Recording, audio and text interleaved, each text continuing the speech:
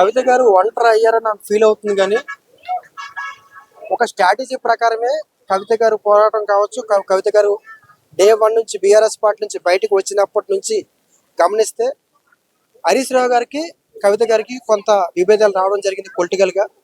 So Harish Rao గారి నాయకత్వంలో కవిత గారు పనిచేయడానికి సిద్ధంగా లేరు కాబట్టి బీఆర్ఎస్ పార్టీలో ఉంటూ హరీష్ రావు గారిని టార్గెట్ చేయడం వల్ల ఖచ్చితంగా అటు కేటీఆర్ గారికి మైనస్ అయ్యే అవకాశం ఉంటుంది. ఎందుకంటే వీళ్ళే చేయిస్తున్నారు అన్న ఫీలింగ్ కలిగే అవకాశం ఉంటుంది. కాబట్టి కవిత గారు బయటకు వస్తేనే మంచిది అన్న ఫీలింగ్లో ఉన్నారు. రాజీనామా చేయడంతో పాటు ప్రధానంగా ఆమెకి ఏదైతే లిక్కర్ అంశం మీద కేసు అయిన తర్వాత ఆమె ఎక్కువగా ఎమోషనల్ అవ్వడం కోసం బీజేపీ పార్టీని ప్రధానంగా పోరాటం చేయాలని ఆమె కోరుకుంది. కానీ బీఆర్ఎస్ పార్టీలో బీజేపీని టార్గెట్ చేసే పరిస్థితులు లేవు.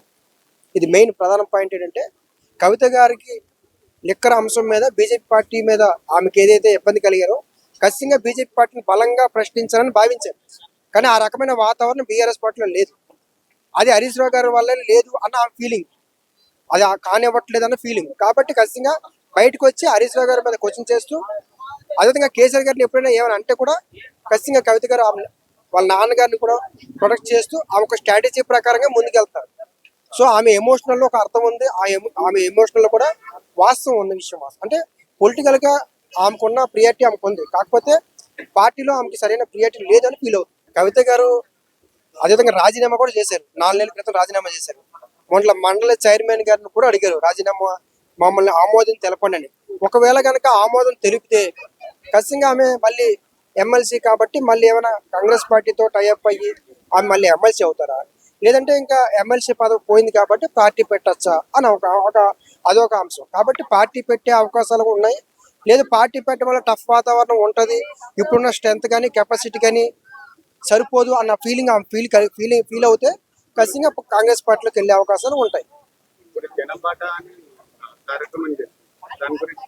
అంటే ప్రజా సమస్యల మీద కవిత గారు కేవలం ఇంతవరకు మనం పోరాడింది ప్రాంతీయ అంశాల మీద, ఇప్పుడు ప్రజా అంశాల మీద పోరాడుతాం కాబట్టి ప్రజా అంశాల మీద కలుపుకొని మనం ముందుకెళ్ళొచ్చు అని ఆమె ఎక్కువ ఫీల్ అవుతుంది.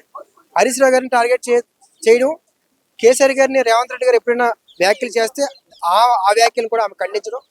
సో కేసీఆర్ గారికి నేనే ప్రధానమైన, అంటే కేటీఆర్ గారు మాట్లాడకపోయినా హరీష్ రావు గారు మాట్లాడకపోయినా నేను కేసీఆర్ గారిని ఎవరైనా టార్గెట్ చేస్తే వాళ్ళ తరపున క్వశ్చన్ చేయడానికి నేను ఉన్నాను అన్నట్టుగా కవిత గారి వ్యవహార శైలి అంతా ఉంది. సో కవిత గారికి పొలిటికల్గా ఎదగడానికి, కవిత గారు పొలిటికల్గా వెళ్ళడానికి ఒక పార్టీ అయినా ఉండాలి, లేదంటే ఆమె కాంగ్రెస్ పార్టీలోనే జాయిన్ అవ్వాలి.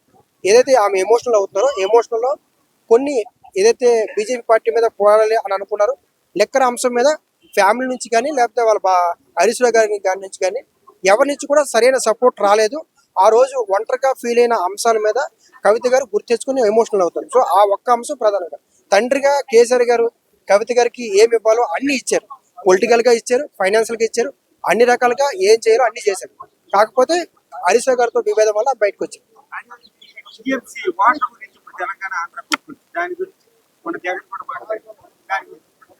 అదే ఇప్పుడు ఈ అంశం మీద కేంద్రం ఒక ప్రత్యేకమైన కమిటీ వేశారు.